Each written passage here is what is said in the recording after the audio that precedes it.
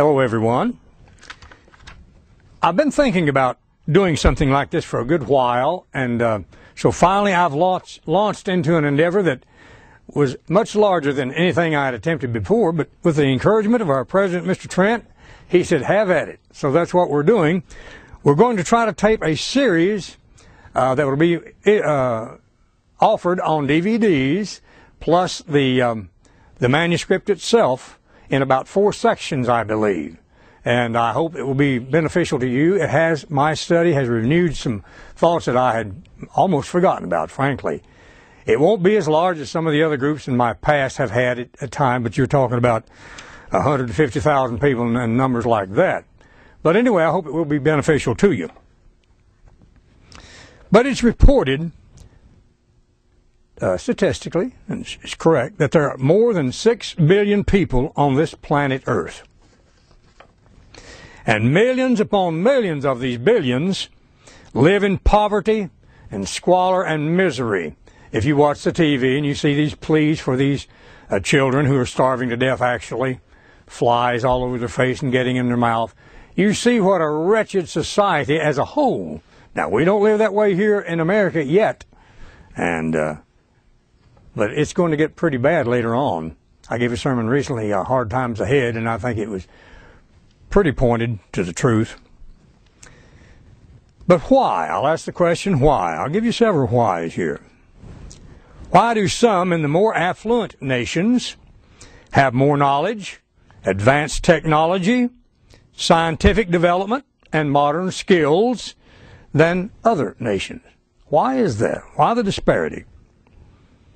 Why do some of the great and powerful lead nations of this earth, and up until very recently been the United States and Britain and other English-speaking peoples like Australia and New Zealand, people like that, we seemingly have had more of the wealth, and it's been coupled with better and more temperate weather up until this past year, and it's really been bizarre, you might say, and they're expecting more of the same this year. But we've had better and more temperate weather with which to produce the most abundant food crops, corn, wheat, soybeans, rice, those staples of life, you might say. Why have these particular nations attained vast herds of cattle, sheep, swine, chickens, turkeys, other livestock varieties? A lot of people would be amazed to walk into one of our supermarkets from some other part of the world. It would be unbelievable to them. They'd be like children. Why have we Americans, for instance, had great sources of oil in several places in this nation? Well, some of it is in Alaska, of course, but much of it. Oil in Texas, Alaska, Oklahoma, the Mexican Gulf, and other places. Why do we have abundant mineral deposits, coal fields, and even gold and silver mines? In fact, that's the way God got them to cross the nation. You remember, in the Conestoga wagons is looking for the gold in California. God knew what would attract these people, I guess. But why and how have we been able to acquire better educations in the main? Now, there's some other nations like Japan. There's very well-schooled people, and their students are easily taught, seemingly. Better educations. We can create inventions, including military equipment, of course, to exercise leadership and control over other nations. Maybe we've done that too much at times, but we've had these blessings. Although now it seems we aren't able to win the battles that we're involved in as we once did.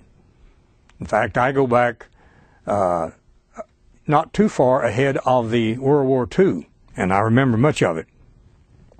But we're not able to win the battles of wars that we did up until the end of World War II in 1945. But why did the British, with their superior naval forces at one time, rule the oceans and the seas? Why is that? And we're brothers, you know. They were once one of the greatest colonizing nations of all times.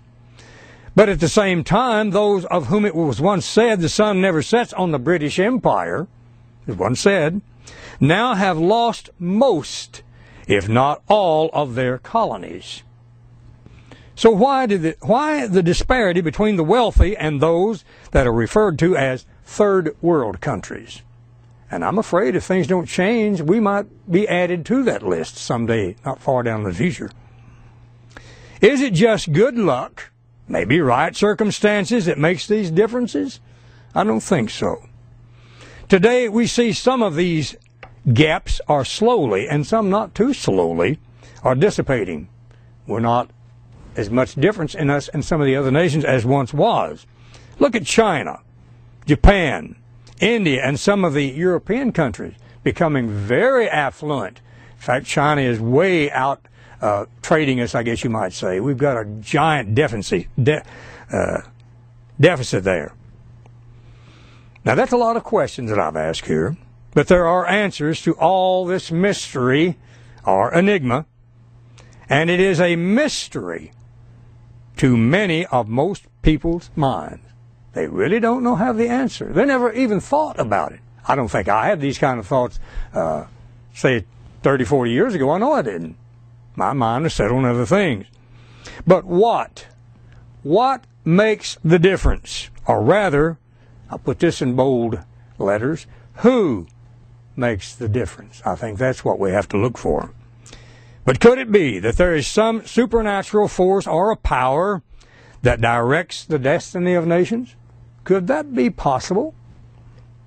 Could it be there is a supernatural being we know as God who is in control of these things, even the weather?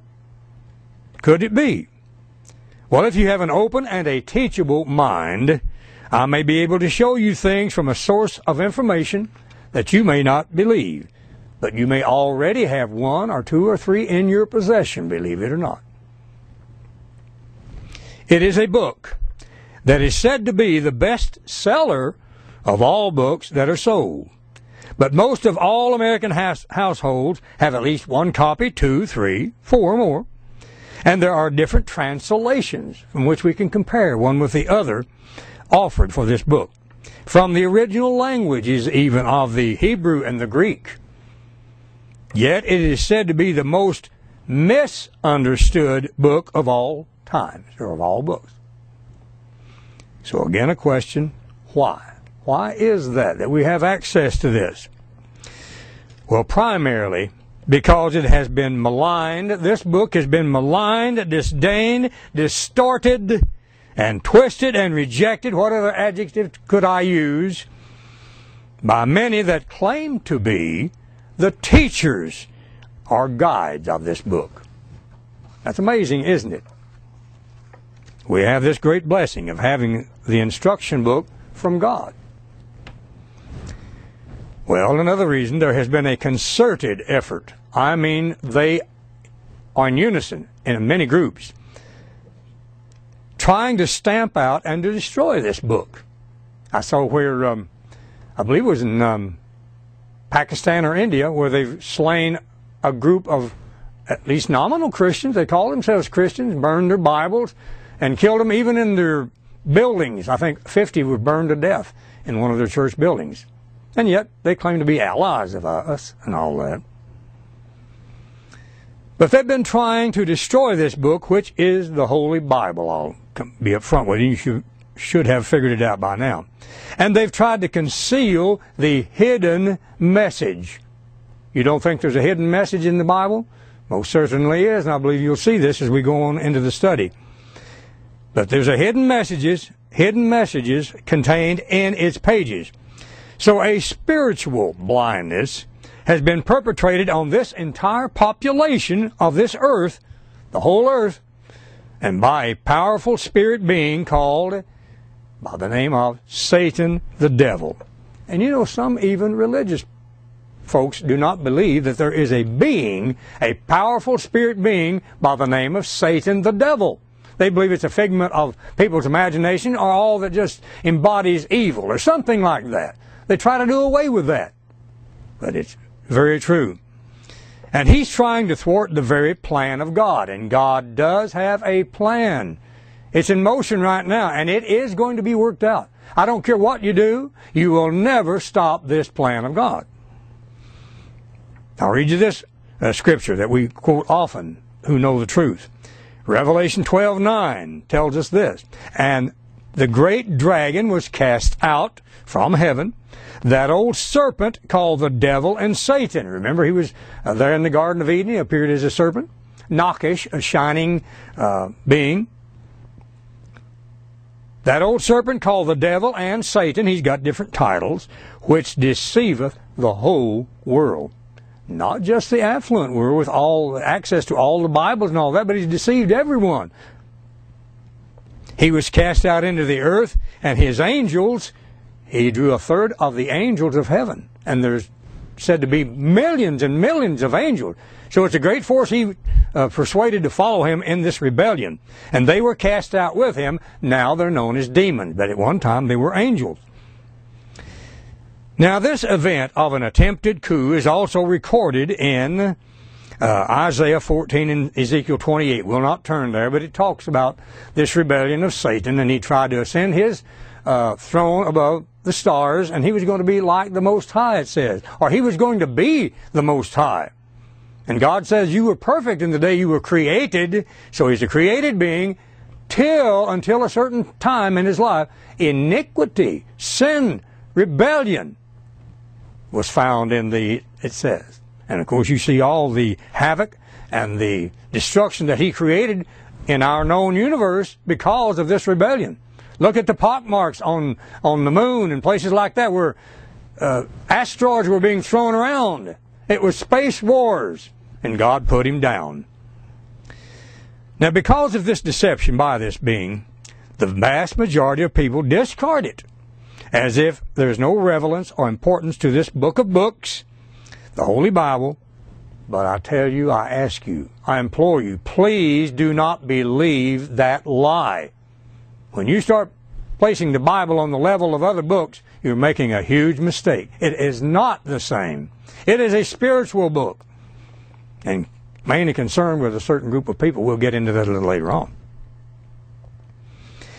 But it has everything, this book, to do with everyone's life.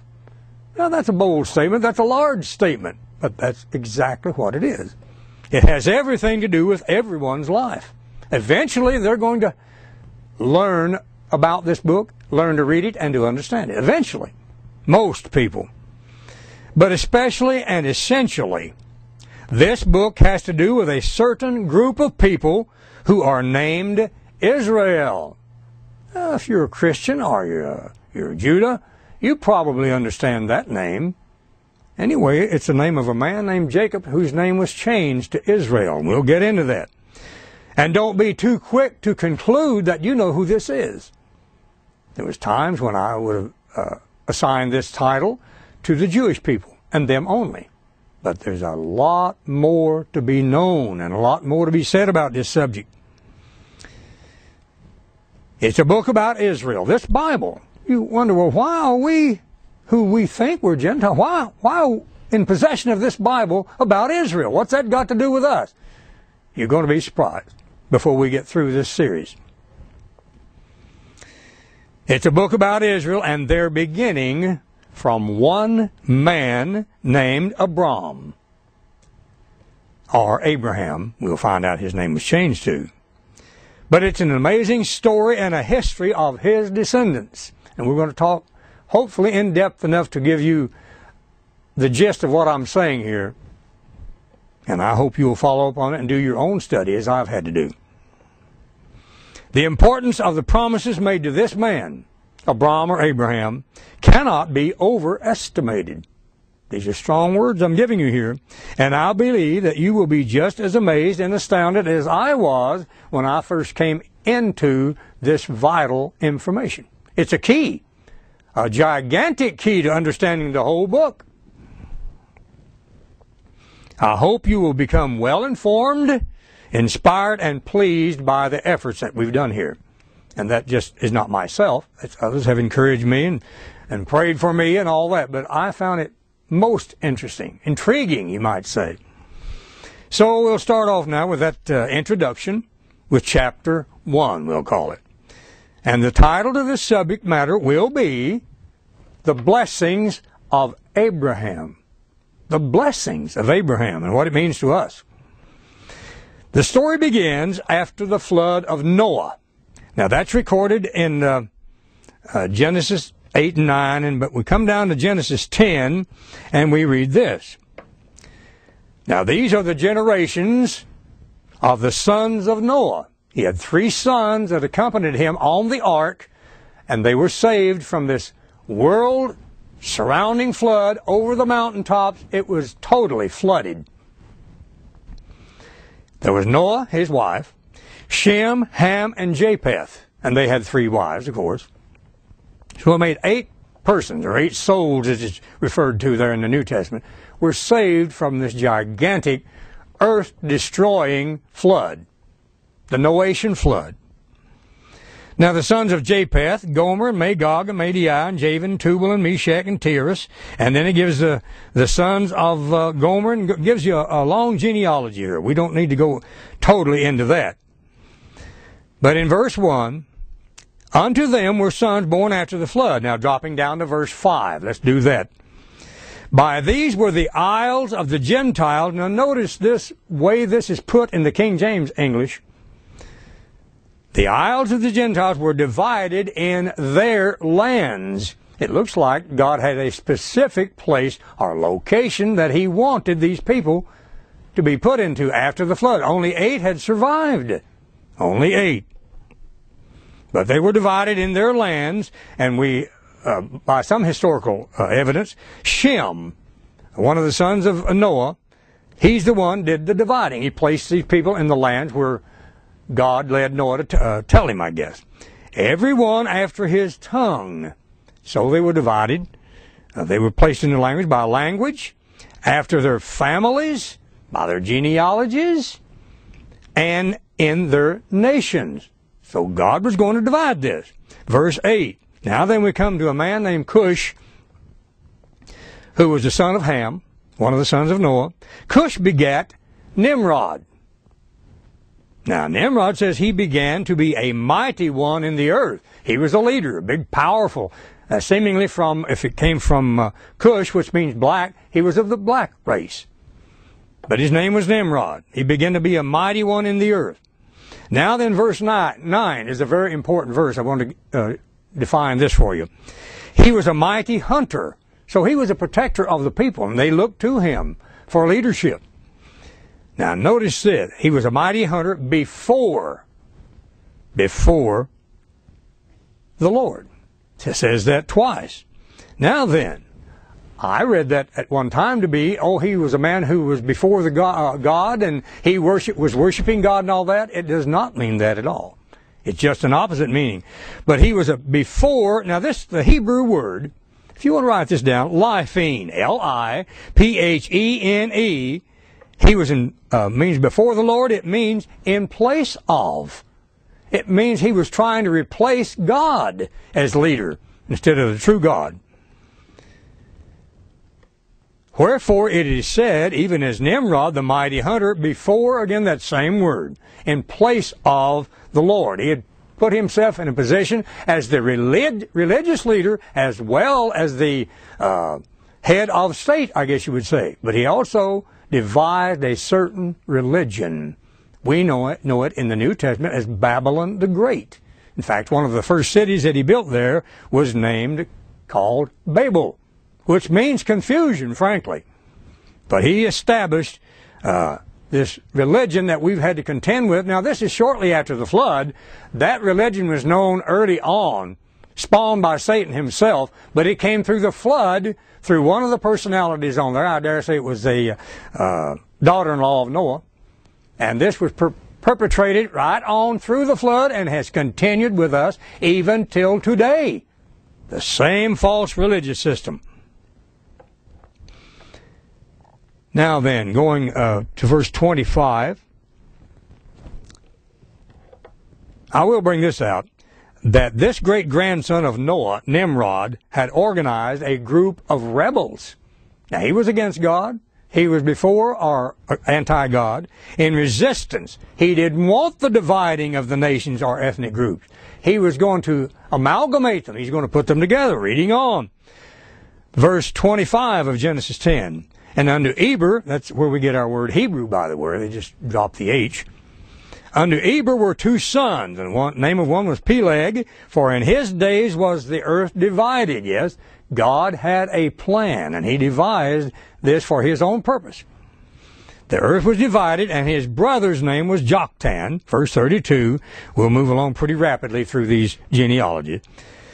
These are the families of the sons of Noah after their generations. Now, this can be translated genealogy, because when it talks about Noah, it says he was perfect in his generations. That's been explained to me by well-read scholars. That's the same root word for genealogy. So he was perfect, Noah was. Going on then, they were, chapter 11 and verse 1, and the whole earth, and that can be, was, by the word, that word can be translated become or come to be. Was or come to be, and that's from the Hebrew hava or have, H-A-V-A-H. They came to be of one language and one speech. So this man undoubtedly believed in a multicultural group of people like we're trying to achieve here. It really isn't going to work as well as if they had followed God's instructions. But verse 4 then of chapter 11. And they, now this is speaking of rebels under Nimrod, they said, here's what's their message. Go to, let us build us a city and a tower. They needed something to unify next to a tower. And they do that even to today. One large church has one of these towers in its midst. They're in the city of Rome, Vatican City. And we have one in our Washington headquarters, a monument called Washington Monument. But it's a monument that it's a shameful thing, actually. I'll not go into it in great detail here. Whose top may reach unto heaven. Now, they knew it wouldn't reach unto heaven unless it was a rocket, and I don't think that. But anyway, they was going to build this city and a tower where they could congregate around that, unify themselves, and have their meetings and celebrations and all that. Let us make us a name. By doing this, we will become prominent. We will have a famous city, a famous tower, and we'll become famous people. Make us a name for what reason? To keep us from being scattered. They didn't want to be scattered, but God says He was going to scatter them. Lest we be scattered abroad upon the face of the earth. This is what they were against. They did not want God interfering in their private lives. So this group of people was rebelling against God, who was dividing the people. We just read that, and we can read other places, same thing. He was dividing the people into their own lands, own nations, as we read in chapter 10 and verse 32. Now, God wanted the people divided for a reason. And I think I know the reason. Sometimes children, when they get together, can get into more mischief when there's more than one. And I've got a couple of animals that are more prone to tear up something when they're working together. So I guess it runs in the family. I don't know. But God wanted the people divided for a reason. But Nimrod, who was attempted to put together all the races, families of the earth, and languages under his kingdom of Babel. That's what it was called. Now, that was one of his cities. He had others. So here's the way that God stopped this venture. Moving on down to verse 5 in chapter 11. The Lord came down to see the city and the tower. He had heard of it through angelic beings, messengers. So He came down personally to view this, which the children of men builded. And the Lord said, verse 6, Behold, the people is one. Oh, yes, they were united, and they thought by being united we can withstand even God. They had just come through the flood, and you know that they knew of the flood that short time since it occurred. Behold, the people is one, and they have all one language, and this they begin to do. This was the beginning part of the plan, the scheme, you might say. And now nothing will be restrained from them which they have imagined to do. If God had left them alone with their mad inventors and all that, they would have already have destroyed this earth with their war-making machines and whatever they would devise to destroy mankind. That's Satan's goal. He would like to see every one of us wiped off the face of the earth because he realizes that in the future we are going to replace him as ruler of this present world, he's called, God of this world, along with his demons that followed him. So human beings are going to replace that evil being, and he would like to see us all slain. He thinks that would be the end of it. It is not the end of it. But going on, verse 7, go to. Now notice, let us go down. Shows you a plurality in the name of God, even Elohim from Genesis. And it means there's more than one. Let us go down and confound their language, that they may not understand one another's speech. So here's the way God handled it. Verse 8, so the Lord scattered them abroad. Just exactly what they said they didn't want to be. In verse 4, lest we be scattered abroad. Exactly what they wanted not to be was going to happen. God worked it out this way. He scattered them abroad from thence upon the face of all the earth, and they left off to build a city. He stopped their little conniving plan. Verse 9, therefore the name of it is called Babel, because the Lord did there confound the language of the earth. Can you imagine mass confusion? It'd be like sending me to, some foreign country like China or Japan and expect me to communicate with the people there, or even the leaders. I wouldn't have no clue as to what they were saying, and they wouldn't know what I was saying either. They left off to build the city after he scattered them. Therefore the name of it is called Babel. He confounded the language, and from thence did the Lord scatter them abroad. He still did it upon the face of all the earth. So the Lord saw this festering rebellion going on there with Nimrod and his followers, and they were rebels. They were rebels. They were not trying to be before the Lord as if worshiping before him. No. They were trying to replace the great God. I would like to insert this bit of information at this time in the manuscript here. In the New Testament, it is revealed that part of that plan was to place the various ethnic groups in certain areas for their own benefit and good. God does not hate anybody. He's not willing that any should perish. He's no respecter of persons. We'll read on. God is a God of love, and he wants to bring each person to their full potential and development. He is no respecter of persons, as we read. Acts 10:34, and in Acts 17:26, notice what he tells us here. And has made of one blood of all nations of men for to dwell on the faces of the earth, and has determined. God set the boundaries. He's determined the times before appointed and the bounds of their habitation. He's got landmarks. He had a reason for this. I don't know the mind of God perfectly, but that's what it tells us. He set the bounds of their habitation. So this world, frankly, would not be having all the problems and the hatreds and the animosities that they have if they had allowed, or adhered rather, to God's instructions. But no, they wanted to do it their own way, as we always do. The carnal mind is enmity. It's against God in every way, Romans 8. But the blame falls on everyone, not just one group. I want you to know that. The blame is on everyone. Everyone's a human being. And they all desire to go the way that's not the way of God. All right, then after that little insert, let's go back to Genesis and to Abraham. Back to Genesis 11 and in verse 26. Let's read this. Here's where he first is named and comes on the scene. Terah lived 70 years, and he was the father of these three men mentioned. Abram, whose name was changed to Abraham, I believe it probably is more correctly. Abram got a little accent there. Nahor and Haran, three sons there. Now these are the generations of Terah, and Terah begat Abram, Nahor, and Haran begot Lot. Later on we'll find out that that's where the kinship become between Abraham and his nephew Lot.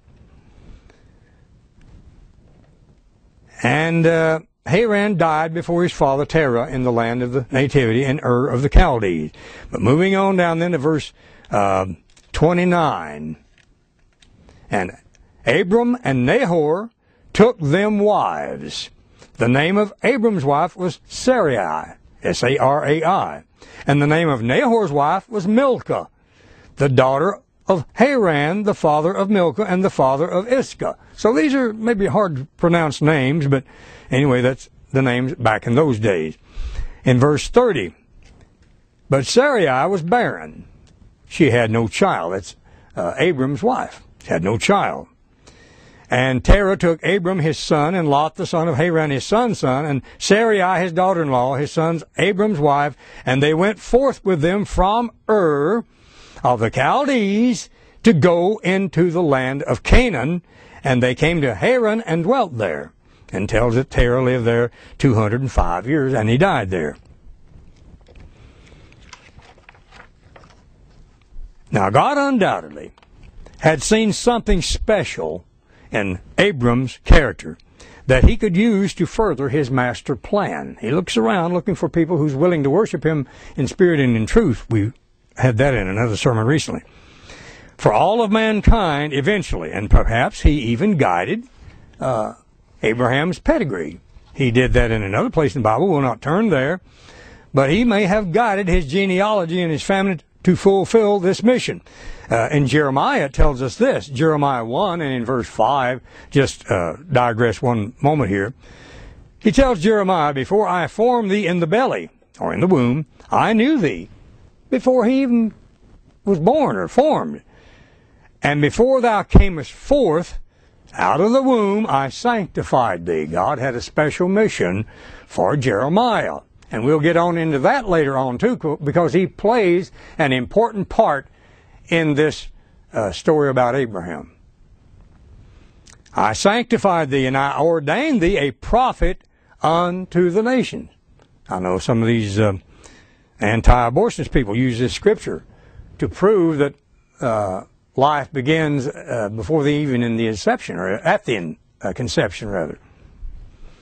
Now it doesn't say why Abram was chosen for his place in that plan, but we continue in Genesis 12 and verse 1.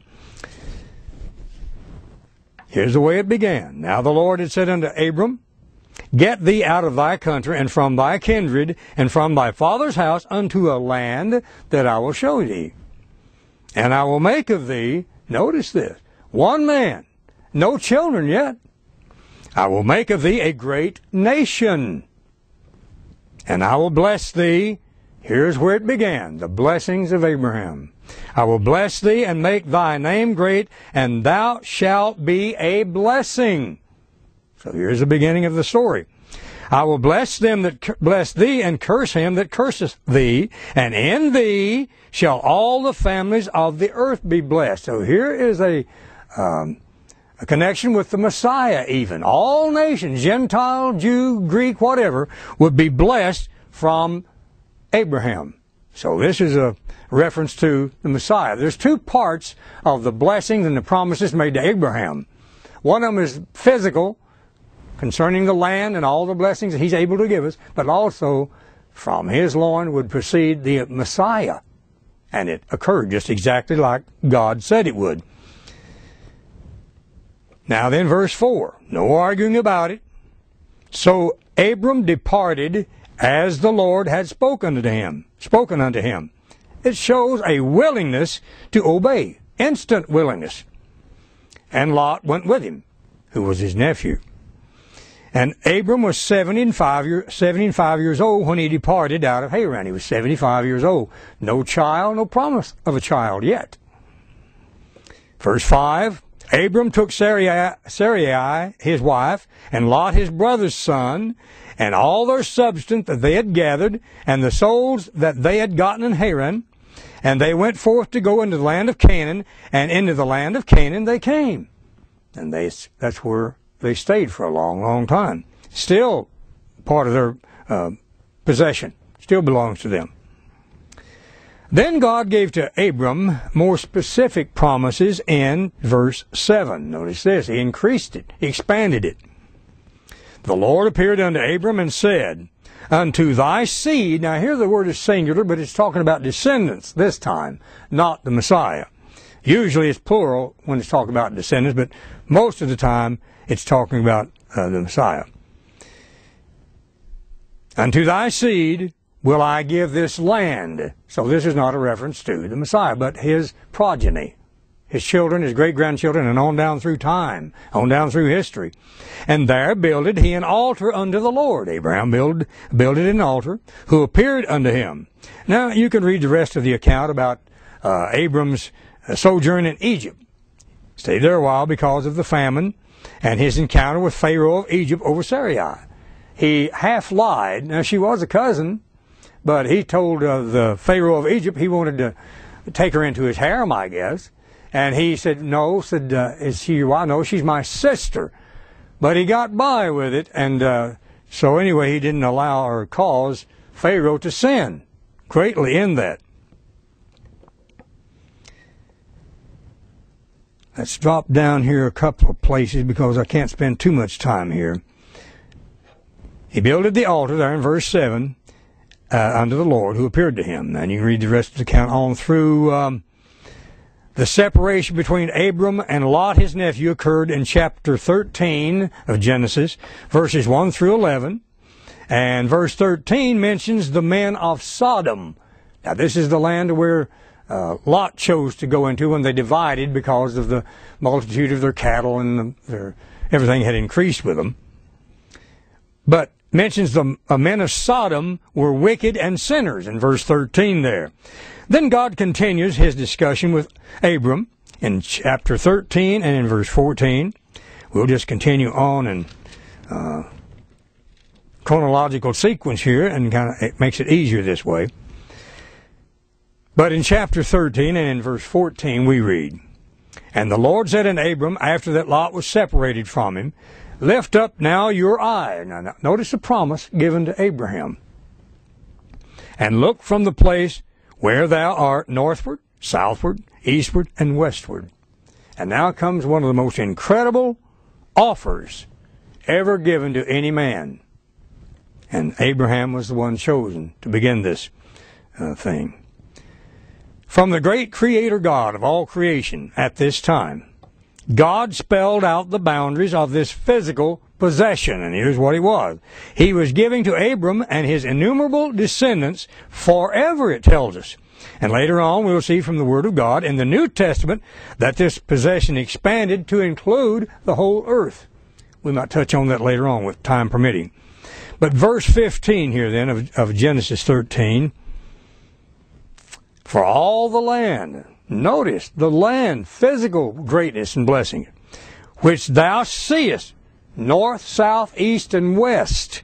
And of course it expands, as I said, to the whole earth eventually. Will I give it unto thy seed forever, and I will make thy seed as the dust of the earth. You see, it's not talking about a singular person here, the Messiah. His seed would be as the dust of the earth. You ever tried to count the grains of sand on the seashore? Say, a 1 yard distance there. I don't believe you'd make it. So that if a man can number the dust of the earth, then shall your seed also be numbered. So arise and walk through the land, in the length of it and in the breadth of it, for I will give it unto thee. And Abram removed his tent, and came and dwelt in the plain of Mamre, which is in Hebron, and built there an altar unto the Lord. So Abram was a worshiper of the true God in the right way. We'll read more about that later on. Now, chapter 14 of Genesis here deals with what is known as the Battle of the Kings, and it included, by the way, the kings of Sodom and Gomorrah. And Abraham amassed a small army of his servants and went down there and won the battles. Most of more like mayors, because I believe it mentions he had 300-something servants that was called an army. And it involved the capture of Lot. They had captured his nephew Lot. And that's his nephew, of course. And then says, Abram armed his trained servants and took them then to rescue his nephew Lot. Well, he prevailed, and after the battle he met a mysterious person, a mysterious person. Verse 18 says, and Melchizedek, king of Salem, remember the way this is worded, brought forth bread and wine. It's almost like a Passover service in a sense. And he was the priest. Not only was he was the king of Salem, but he was the priest of the Most High God. Now, king of Salem, Salem means peace. Jerusalem means city of peace. So here was a man called a priest of the Most High God and the king of what is now known as Jerusalem. So who is this referring to? Going on in verse 19, he, that's Melchizedek, blessed him and said, how could a normal person bless him? Blessed be Abram of the Most High God, possessor of heaven and earth. Verse 20, and blessed he the Most High God, which hath delivered thine enemies into thy hand. And he gave him tithes of all. Now it says the tithe is the Lord in Leviticus. Why would he give this mysterious person by the name of Melchizedek tithes? Well, because he was the Lord who became the Lord of the New Testament. And for a period he received tithes. And Abraham was obedient to paying tithes. And in fact, on down later on, we'll read about, it's either Isaac or Jacob. Jacob, I believe, when he had his dream, he says, if you provide food and shelter for me, I'll pay tithes to you. It was passed right on down, you see. But this tithe was given to this Melchizedek, who was none other than the one who became Jesus Christ of the Old Testament. He's called the King of Peace and the priest of the Most High God. So he received tithes until a short period of time when God set up a priesthood in the tribe of Levi. That's a Levitical priesthood, and they took tithes. They didn't own land, but they collected the tithes from the people. Then when it comes to the New Testament, after Christ's death, it reversed then to the Melchizedek priesthood again, to provide for the ministry of his work, Christ's ministry. And that's the way it was. It just temporarily set aside there. I hope that's pretty plain to you.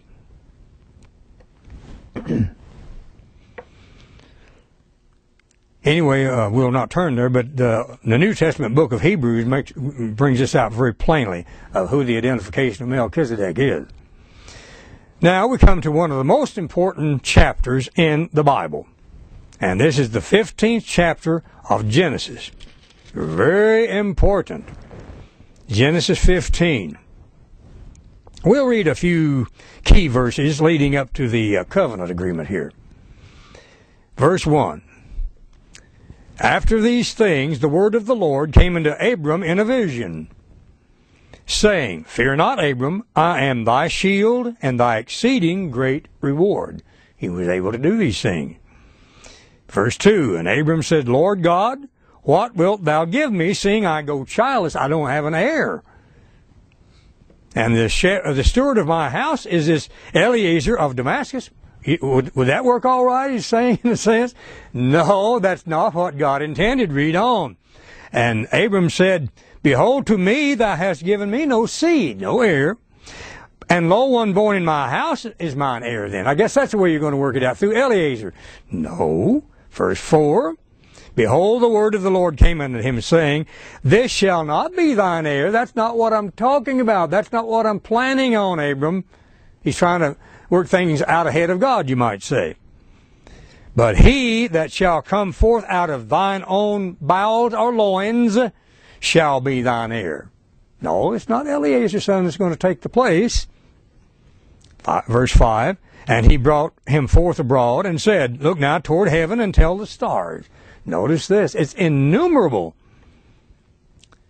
If thou be able to number them, all the stars, and we don't even know that much with our best planetary scopes and all that, telescopes. And our little vehicle we've got riding around out there, just about like a tricycle for an adult to be riding. Look toward heaven and tell the stars, if thou be able to number them. And he said unto them, so shall your seed be. Now you're talking about a huge group of people here, innumerable. And as you may already be discerning, this cannot be fulfilled just by the Jews, as some believe. They are not the recipients of these blessings of Abraham we're talking about here. They're like the sand on the seashore and the stars of heaven in number. Absolutely not. But we have a lot more information to bring to your attention yet. So we'll continue on then in verse 6.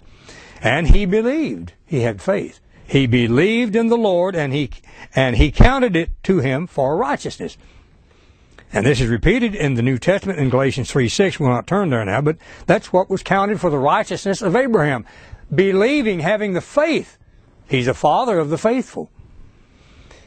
Which shows that Abram was justified by faith in Galatians 3:6. Now verses 13 and 14 here in Genesis 15. Well, in this chapter, it gives a prophecy about the children of Israel becoming slaves in Egypt for a period of about 430 years actually, and God bringing them out by the great miracles of Egypt. We might just touch that. Verse 13, he said, "And Abram, know of a surety that your seed shall be a stranger in a land that is not theirs, and shall serve them." They would be slaves. So this was a prophecy on into the future. "And they shall afflict them 400 years. And also that nation whom they shall serve will I judge." And boy, didn't he, with the 10 plagues. "Will I judge, and afterward shall they come out with great substance." Yes, they owed them that for all this servitude that they had done there in Egypt. "And thou shalt go to your fathers in peace. Thou shalt be buried in old age," he promised Abraham here. Now in verse 18 we read, we'll pick this up. "This is the covenant. In the same day the Lord made a covenant, an agreement, with Abram, saying, Unto thy seed have I given this land." And notice where the expanse of this land, folks, from the river of Egypt, that's from the Nile, unto the great river, the river Euphrates. Do you know where the river Euphrates is located? Comes right down through Iraq and right in the capital city of Baghdad. So it's all the way from the Nile River to the Euphrates River was given to Abram and his seed. And it wasn't given to his progeny through other women either. I'll point that out. The scriptures to back it up. But nonetheless, he said he was going to give all the way to Western Asia, you might call it, flowing through modern Iraq. And that's quite a territory. And then he names the current residents of the area that would be displaced by Abram's seed. They still try to claim it as their own. So the rightful heirs of this great expanse of land was to be the descendants of Abram, or later named Abraham, through Sarah. Or her name was changed as well. We'll get to that, as we'll see. Now, the Arabic people of the area have no right of possession to this land. I don't care what they say. This is not what God said. He said it belongs to Abraham's seed. And it was through Sarah that would be fulfilled. Mainly, they are descended from Ishmael. Now, you've heard that name. It still comes out occasionally. Now, they know where they're from. They know they're descended from Ishmael. In fact, they even tried to turn it around where Ishmael was the sacrifice later on offered by Abraham rather than Isaac. They try every scheme. But God is going to change those people someday and give them an opportunity to repent. I'll not go any more into that. But these Arabic people and these Palestinians and all that are mainly descended from Ishmael, the son of Abram's handmaid Hagar, and they have no inheritance there.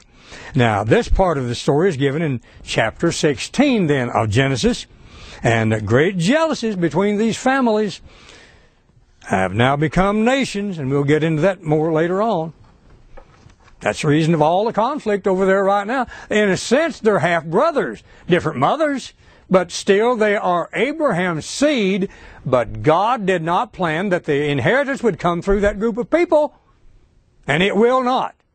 In fact, the ones that come against Jerusalem finally said going to be coming against a hard rock, you might say in the modern vernacular. Though all nations are gathered to it, Jesus Christ is going to return to that area, and He's going to save the Israelites and Judah. And He's going to dwell. He said, I will yet choose Jerusalem, in Zechariah, I believe, 8. And I will dwell there, He says. Going on. God renews the covenant between Him and Abraham in the next chapter, Genesis 17. We'll read a bit here. When Abram was 90 years and 9, he was 99 years old now, and the Lord appeared to Abram and said unto him, I am the Almighty God, walk before me and be thou perfect, or be upright. Verse 2, I make my covenant between me and thee, and will multiply thee exceedingly, as we've read about. Verse 3, and Abram fell on his face, and God talked with him, saying, As for me, behold, my covenant is with thee, and thou shalt be a father of many nations. Not just one nation, as in the Jews, many nations. Verse 5, neither shall thy name any more be called Abram, but thy name shall be Abraham. It expanded even the meaning of his name. For a father of many nations have I made thee, and I will make thee exceeding fruitful. Verse 6, and will make nations, again plural, nations of thee, and kings, rulers, somewhere on this earth, shall come of thee, it says. Verse 7, I will establish my covenant between me and thee and thy seed after thee in their generations forever, for an everlasting covenant. God cannot lie. He cannot change His words here. To be a God unto thee and to thy seed after thee. I will give unto thee and to thy seed after thee, verse 8, the land wherein thou art a stranger, all the land of Canaan.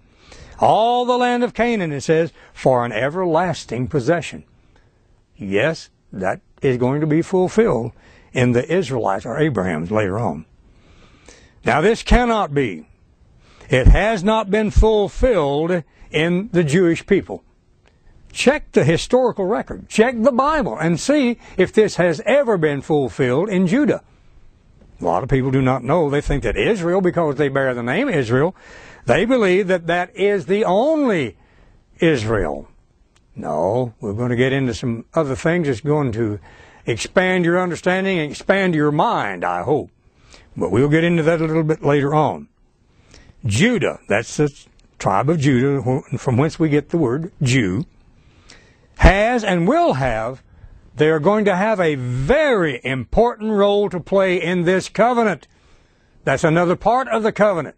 Ties in with the Davidic covenant about a throne being made available, and a descendant from Judah and from David will sit on that throne, and they are.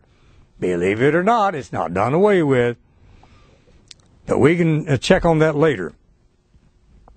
So, check the historical record. Check any information that you can get on the subject of Abraham or the Jews. Read about their history. And they've made movies about it, you know, the Exodus and things like that, which I found to be very interesting. And watch that to see how that they came into the modern land of Israel after it was given to them in 1948 here in our modern times. And they've tried to hold on to it with tooth and nail, you might say, ever since. The 6-Day War. No one can figure that out unless they attribute this win, big win over all these Arabic nations, including Egypt, by the great God Almighty, who gave them the power and the strength, the stick-to-itiveness to win that 6-Day War. Now they're still trying to drive them out, and they've had and do have some leadership, are not the most stalwart that I've ever heard of, and so they may yield, and half the city, it even indicates that in a prophecy, it may go to the Palestinians, and they may divide the city of Jerusalem. I would think that they would retain the mount where the Solomon's temple was built on. That, by the way, that's the Mount Moriah. The name of that tells you that in another scripture. But check all this evidence out, and you can prove on this first session here that we've gone through, and I guess we're about nearing the time that I can address more of it later on. We'll go backward in time and sort of overlap in places, but check all this out, and I believe you're going to find this a most interesting study. I hope I can present it in a way that's understandable to you and that you could grasp it. And with God's Spirit, you can do this. I'm amazed that I've been able to come this far with it, and I've had a lot of encouragement and prayers, as I said. So until the next session, we'll stop at this intersection.